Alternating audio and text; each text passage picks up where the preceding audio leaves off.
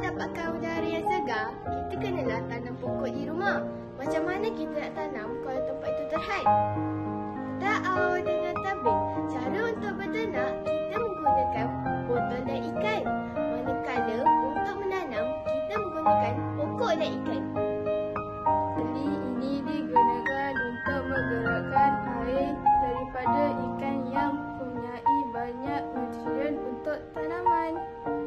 Projek aur dan tabing memerlukan elemen serapan untuk membolehkan air bergerak ke atas.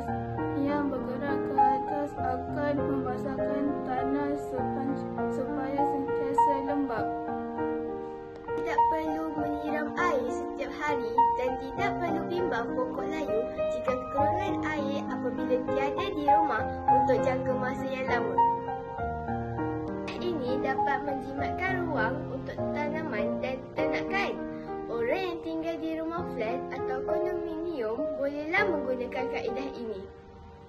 Projek aur dengan tabing menggunakan barang-barang yang terpakai supaya tidak mencemarkan alam sekitar.